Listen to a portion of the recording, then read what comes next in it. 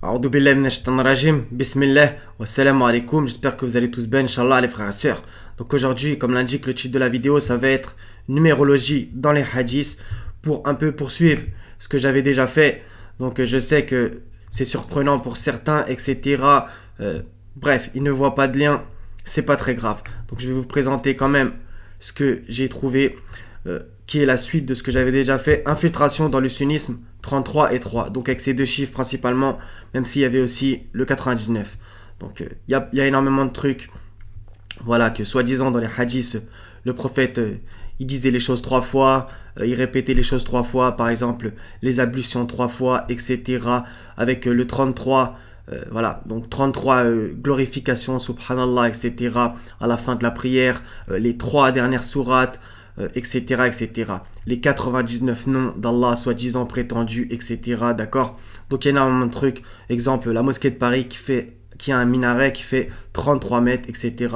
Qui bien entendu, le 33 ramène. Ce n'est pas un hasard, bien entendu. Allah sait très bien qui ils sont. Donc la sourate 33, c'est la sourate les coalisés. Ce n'est pas un hasard. Et le chiffre 3, ne dites pas 3 comme tout le monde connaît. D'accord. Donc ça, je ne vais pas me répéter concernant ces deux chiffres principalement. D'accord. Donc maintenant, on va analyser d'autres choses. Donc des choses très connues, bien entendu. Donc j'ai même pas besoin de sortir les hadiths. Donc soi-disant, Mohammed aurait reçu la révélation à 40 ans. En fait, 40 ans, 40, c'est un chiffre générique qui est sorti très souvent dans la Bible et aussi plusieurs fois dans le Coran, comme on va le voir. Donc ça ne veut pas forcément dire 40-40. Oui, je sais. C'est un chiffre qui veut dire souvent une longue période, une longue durée, etc. Bien que des fois, c'est vraiment littéral. Donc, par exemple, on a les 40 jours de Jésus dans le désert, dans Matthieu chapitre 4, pour le coup. 40 ans d'errance dans le désert, qu'on va retrouver aussi dans le Coran et dans la Bible. Donc, les 40 nuits de Moïse. 40 jours de Jonas. 40 jours et 40 nuits du déluge. Et 40 jours de rendez-vous de Moïse, d'accord. Donc, on va voir ça 2 secondes dans le Coran. Donc voilà, donc sourate 2, verset 51. A'udhu billahi minash shaitanir rajim, bismillah. Et lorsque nous donnâmes rendez-vous à Moïse pendant 40 nuits. D'accord. Donc 5, 26, il dit, donc Allah, eh bien ce pays leur sera interdit pendant 40 ans, durant lesquels ils erreront sur la terre, etc. D'accord. 742. Et nous donnâmes à Moïse rendez-vous pendant 30 nuits, et nous les complétâmes par 10. De sorte que le temps fixé par son Seigneur se termina au bout de 40 nuits. D'accord, etc. Et le 46-15, bien évidemment. Et nous avons enjoint à l'homme de la bonté envers ses pères et mères. Sa mère l'a péniblement porté et en a péniblement accouché. Et sa gestation et sevrage durent 30 mois. Puis quand il atteint ses pleines forces et atteint 40 ans, il dit: Ô Seigneur, inspire-moi pour que je rende grâce aux bienfaits dont tu m'as comblé, ainsi qu'à mes pères et mères, et pour que je fasse une bonne œuvre que tu agrées, et fais que ma postérité soit de moralité saine. Je me repens à toi et je suis du nombre des soumis. D'accord. Donc notez bien, il y a écrit aussi le 30 ici, dans le 46-15, donc il y a le lien entre 30 et 40, et là aussi, dans le 742, le lien entre 30 nuits et qui ont été complétées par 10, qui donne au final 40, d'accord. Notez bien le 30 qui va revenir, ce n'est pas un hasard encore, d'accord. Donc, désolé. Donc, révélation 40 ans, d'accord, c'est ce qu'il nous raconte dans l'histoire officielle, d'accord. Il y a eu combien de temps de révélation selon eux? Donc, 23 ans de révélation. Donc ça, pour vous, ça va peut-être pas être évident, mais c'est la sourate les croyants. Au passage, le chiffre 23, ça aussi, est ultra utilisé dans la franc-maçonnerie, etc. Donc, on va dire par les numérologistes, je sais pas si ça se dit, mais vous m'avez compris, d'accord. Le chiffre 23, ultra utilisé. Mais que Allah, bien entendu, lui, quand il fait des chiffres, c'est lui qui les a créés, bah, c'est toujours... il y a toujours des signes là-dedans, etc. Il y a forcément des bons chiffres, mais eux, ils utilisent les chiffres par le mal, d'accord. Vous voyez ce que je veux dire par là. Donc le 23 aussi, très intéressant, très utilisé dans la numérologie. En fait, c'est écrit 23, mais ça se lirait plutôt 2-3, donc qui donne 33. Donc il y a des choses un petit peu compliquées, mais... vous verrez, c'est très intéressant. Donc, révélation à 40 ans, 23 ans de révélation, sourate les croyants. Et selon les hadiths, il est mort à 63 ans, le prophète, qui est la sourate les hypocrites. D'accord. Donc, on voit bien quoi? Lien inverse, croyant, hypocrite. 23 ans de révélation et mort à 63 ans, 23, 63, ça donne croyant, hypocrite. Vous voyez, en plus c'est au pluriel, donc tout ça c'est aussi intéressant. Donc ça c'est subliminal pour vous contrôler mental, vous faire un contrôle MK Ultra, vous voyez, dans le sens que on vous dit, bah voilà, Mohamed il faisait partie des croyants, mais il est mort comme un hypocrite. Selon eux, c'est eux qui disent ça, d'accord, avec la numérologie. Peut-être c'est pas évident pour vous, je veux bien l'entendre, mais si vous allez au bout de la vidéo, vous allez voir que tout colle. Donc, hadith numéro 2547 dans le PDF de Muslim, comme vous voyez ici, 2547, d'accord? J'ai juste fait un copier-coller. On va juste lire le début. Donc, soi-disant, Aïcha, qu'on n'a pas son nom dans le Coran, a dit « J'avais 6 ans lorsque le prophète m'épousa et 9 ans lorsqu'il eut effectivement des relations conjugales avec moi. » On va s'arrêter là, la suite ne nous intéresse pas. Donc déjà, hormis la dégueulasserie de la chose, parce que Allah nous demande de nous marier avec des femmes et pas avec des enfants, jusqu'à preuve du contraire, 6 ans et 9 ans, c'est une enfant. Je ne vais pas refaire la démonstration, de toute façon, pour ceux qui ont un cœur sain, c'est évident, d'accord? Puisque Allah fait la différence entre la femme et l'enfant. Il y a même des versets où il y a écrit femme et enfant dans le même verset, d'accord, etc. Et ne me citez pas le verset 4 de la sourate 65, je vais m'énerver. Donc, on continue. Donc, chiffre à retenir, 6 et 9 dans ce hadith, d'accord? Donc, déjà, il y a 3 ans entre ces deux chiffres. Donc, ne dites pas 3, d'accord? On revient encore au chiffre 3. Et 6 et 9, accrochez-vous, je sais, bon, ça donne le 69. Je vous fais pas un dessin. On remarque aussi que dans l'évangile de Matthieu, nous avons dans le chapitre 27, vous allez voir, c'est ultra intéressant, depuis la 6e heure jusqu'à la 9e, il y eut des ténèbres sur toute la terre. Donc ça, c'est le verset 45. Et le verset 46. Et vers la 9e heure, Jésus s'écria d'une voix forte, Eli, Eli, lama sabachthani. C'est-à-dire, mon Dieu, pourquoi m'as-tu abandonné? D'accord? Donc on a bien la notion 6e heure jusqu'à la 9e. Le 6 jusqu'au 9. D'accord? C'est pas un hasard. Donc là, j'ai fait une petite parenthèse parce que les gens, des fois, ils s'étonnent. Moi-même, je m'étonnais avant, puisque j'étais ignorant de ce psaume. Jésus faisait simplement référence au psaume 22.1. Mon Dieu, pourquoi m'as-tu abandonné et t'éloignes-tu sans me secourir, sans écouter mes plaintes, d'accord? En fait, Jésus, c'est exceptionnel. Il baignait sans cesse dans l'écriture, vous voyez. Donc voilà, il a répété simplement un psaume, en fait. Il n'a pas fait... il n'a pas dit quelque chose, voilà, comme... j'arrive pas à m'exprimer, j'ai pas envie de dire une calomnie, vous voyez ce que je veux dire par là, d'accord? Il a simplement récité un psaume, vous voyez, c'est exceptionnel, pour que toutes les choses s'accomplissent. D'accord, donc on revient sur Aïcha, soi-disant. Donc le mariage aurait duré 11 ans, soi-disant, entre Aïcha et Mohamed.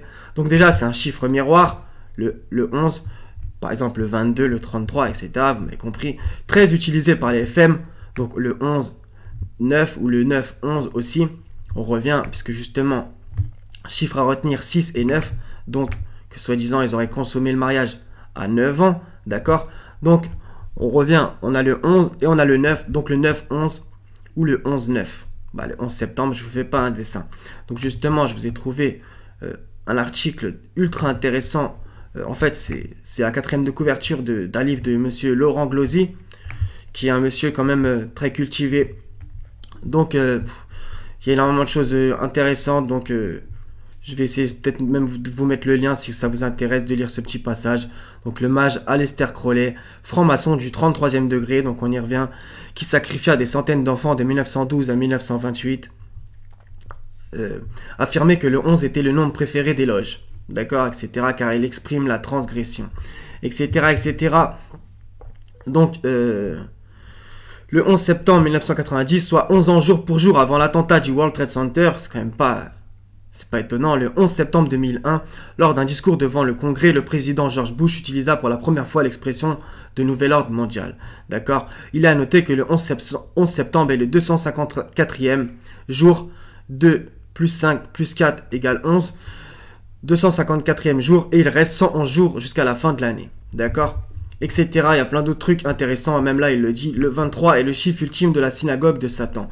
Là aussi il va parler des 11 joueurs de foot, par exemple, et aussi la FFF, Fédération Française de Football, qui donne le 666, vu que la 6e lettre de l'alphabet est le F, d'accord?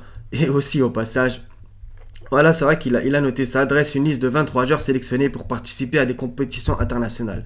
Il y a toujours la sélection des 23, etc. Vous voyez, tout ça, c'est pas un hasard. Dans le football, il y a énormément de numérologie. C'est évident, d'accord. Et même dans... Bref, je vais pas m'exprimer. Et par exemple, la France a gagné sa première Coupe du Monde en 1998, qui fait 666 x 3 égale 1998. Tout ça, ça doit être un hasard, d'accord. Donc, on va pas se perdre. Donc, 11 joueurs, du coup, voilà, dans le football. La 11e heure dans l'évangile. Donc, regardez, c'est quoi la 11e heure dans l'évangile. C'est très intéressant. Je sais pas si je l'ai sorti. Non. Donc, faites vos recherches. La 11e heure dans l'évangile, il y a 12 apôtres, moins 1 avec Judas. Voilà, parce qu'il s'est pendu. Donc, ça donne le 11. Les 11 disciples allèrent en Galilée dans Matthieu 28, 16. Alors qu'au début, on voit qu'ils sont 12 dans le début de l'évangile. Il y a 11 joueurs de foot. Et le public est appelé le 12e homme. Oui, oui. C'est vachement symbolique, le football. Le 12 comme les 12 mois, les 12 tribus. On pourrait même aller jusqu'à Sourate 12, qui est la sourate Joseph avec son père Jacob. Et Jacob, c'est lui qui est le père des 12 tribus, d'accord? Même si en vrai, il a eu aussi une fille, etc. D'accord? Mais il a eu 12 mâles, d'accord? Donc ça, ce n'est pas un hasard que la sourate 12, c'est la sourate Joseph. D'accord? Donc vous voyez les liens évidents. Donc le 9 et le 11 ressortent avec le soi-disant mariage avec Aïcha. Ça va nous servir juste après. Donc le 9 pour la consommation et le 11 pour la durée du prétendu mariage. Donc justement, ça va nous ramener à un hadith que j'ai trouvé dans Bukhari. Je vous le mets en grand. Donc regardez. Donc Sahih al-Bukhari, le prétendu, le torchon. Donc tome 1. Donc selon l'édition, voilà, ça change les numéros, etc. Donc faites pas du blabla. Donc regardez, c'est le hadith d'en bas. Mettez sur pause. De toute façon, vous le trouverez sur internet si vous avez envie. Donc Anas bin Malik dit, en une seule heure de la journée ou de la nuit, le prophète, ça c'est ce qu'on attribue à Mohammed, bien entendu, moi j'y crois pas, hein, et justement je dénonce ces conneries. En une seule heure de la journée ou de la nuit, le prophète, soi-disant, fait un rapport charnel avec ses femmes, d'accord? En une seule heure, ça va être intéressant, vous allez voir des trucs incroyables. Elles étaient 11, d'accord? Là il dit qu'elles étaient 11. Il dit, je dis à Anas, pouvait-il faire cela?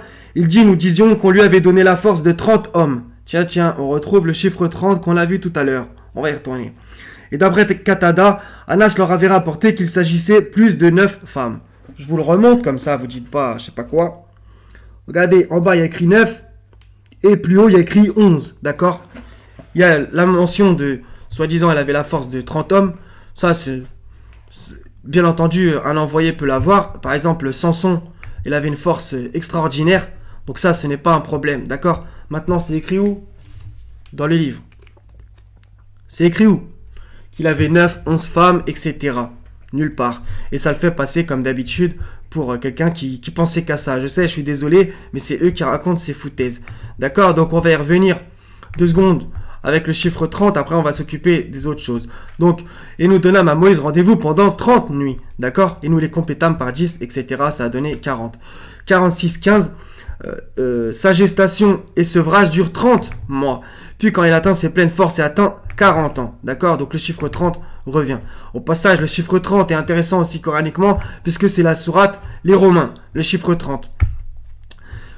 Posez-vous aussi la question de qui a fait ces conneries. D'accord? Donc ça c'est terminé. Donc 9 ou 11 femmes. On retrouve déjà le 9-11 au passage. Donc voilà, on y revient à ce qu'on a dit plus haut. Tout ça, ce n'est pas un hasard, il y a tout qui colle. Hein. Donc ensuite, accomplir le rapport charnel avec 9 ou 11 femmes durant 1 heure. D'accord? Donc on va faire un calcul. Je vais vous montrer la calculatrice au cas où vous ne me croyez pas. Donc regardez bien. Donc ça, vous le voyez, 60 divisé par 11, ça donne 5,45, 45, etc. etc. D'accord? Au passage, on voit que c'est intéressant.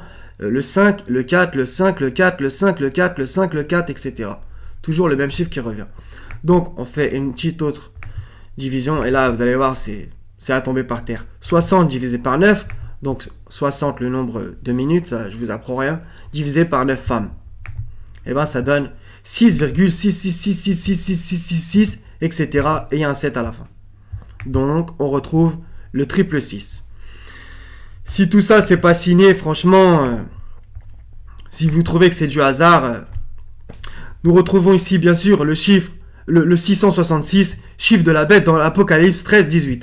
C'est ici la sagesse que celui qui a de l'intelligence calcule le nombre de la bête, car c'est un nombre d'hommes et son nombre est 666. Et là il y a encore un truc très exceptionnel, puisque les livres sont bien entendu codés. Au passage c'est le verset 18, donc du chapitre 13, 3 fois 6, donc 666, d'accord? Tout ça c'est pas un hasard. On a même aussi la notion du chiffre 13. Il y a certaines choses intéressantes. Donc là, j'ai écrit intéressant l'enchaînement de 5 et de 4 en divisant 60 par 11, le 5,45, etc. D'accord, on va terminer par une dernière chose, c'est les 72 vierges, d'accord? Donc ça aussi, c'est... Pourquoi 72? Vous allez peut-être vous poser la question. Bah encore, c'est de la numérologie. Lien à faire entre les djinns, sourate 72 et les hommes. Donc là, vous allez me dire, comment ça? Bah oui, en fait, ça vous parle de djinns, d'accord? Les djinns, c'est la sourate 72, ce n'est pas un hasard. Allah, c'est le meilleur en stratagème. Il savait très bien qu'ils allaient inventer ces foutaises, d'accord? Donc on va me dire, oui, mais l'agencement du Coran, c'est Osman qui l'a fait. Ça, c'est, je sais pas où est-ce que c'est écrit dans le livre, nulle part. Donc bon, si le livre est comme ça en 2020, ça fait partie du plan de Dieu, d'accord? Donc sourate 72, les djinns. Et eux, ils disent, il y a 72 vierges. Donc, on va aller dans le Coran pour terminer. On va pas étudier le le thème des houris, etc. Ce n'est pas le sujet. Chacun se fera son avis, d'accord?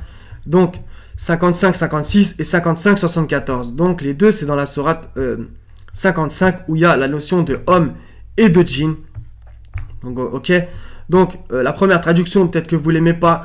Donc on va réciter les autres. 56, 55, pardonnez-moi, 56. Leurs beaux conjoints n'ont jamais été touchés par aucun humain ou djinn, d'accord? Notion d'humain ou djinn. Parmi elles, celle au regard chaste qu'auparavant aucun humain ou djinn n'a touché. Donc on a bien la notion... ouais, mais après vous allez dire je sais pas quoi. Bref, faites votre avis. Il y a ceux qui ont un regard modeste qui n'ont été touchés par aucun homme ou djinn, d'accord? Donc faites votre avis. Moi je trouve que le lien il est évident, hein. Donc 55-74, aucun humain ne les a touchés, ni aucun djinn. Qu'auparavant, aucun humain ou djinn n'a touché. Aucun homme ne les a touchés, ni djinn. D'accord? Donc, à propos des houris, faites votre avis. Je ne suis pas gardien sur vous. D'accord? Donc, je pense que tout ça, c'était intéressant. Vous avez vu que les liens, pour moi, ils sont ultra évidents. Donc, il y a vachement de sexualité là-dedans. Donc, on va pas faire les pudibons. Il n'y a rien de sale dans la sexualité. Par contre, là-dedans, ça parle sans cesse. Hein. Ça en parle sans cesse. Et ça fait passer pour Mohamed pour je sais pas quoi. D'accord? Donc vous avez vu, mariage à 6 ans, 9 ans, avec Aïcha, soi-disant, etc. 60 divisé par 9, le 666, etc. 72 vierges, sourate 72, les djinns. Révélation 40 ans, les 40 jours, etc. Il n'y a que ça. 23 ans de révélation, sourate les croyants. Mort à 63 ans, sourate les hypocrites. Donc le lien inverse, croyant, hypocrite. D'accord? Tout ça pour dire que, pour cracher sur Mohamed et sous-entendre qu'il est mort comme un hypocrite. Parce que justement, dans la numérologie, on fait passer un message par les chiffres. D'accord? Et seuls les gens initiés comprennent le message. Donc c'est très très grave. Et c'est une science qu'il faut prendre pas à la légère. Parce que ça peut être très dangereux. D'accord? Donc voilà les frères et sœurs, j'espère que ça vous aura intéressé. Et comme je vous ai dit, Inch'Allah, vous regarderez la vidéo sur le 33 et le 3. C'est aussi primordial à savoir. D'accord? Donc voilà les frères et sœurs, donc soyez bénis. Je vous aime tous pour la face du Seigneur. Wassalamun ala al-mursalin. Walhamdulillahi rabbil alamin. La ilaha illa huwa al-aziz al-hakim. Wassalamu alaikum wa rahmatullahi wa barakatuh mes frères et sœurs. À la prochaine, Inch'Allah ta'ala.